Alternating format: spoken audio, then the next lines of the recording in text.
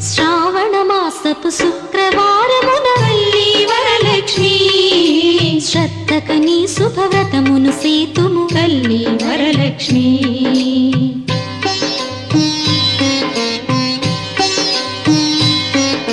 శ్రావణమాసపు శుక్రవారమున తల్లి వరలక్ష్మి శ్రద్ధకని శుభవ్రతమును సేతుము తల్లి వరలక్ష్మి. నోమును నోచిన నెలకలందరికీ తల్లి వరలక్ష్మి.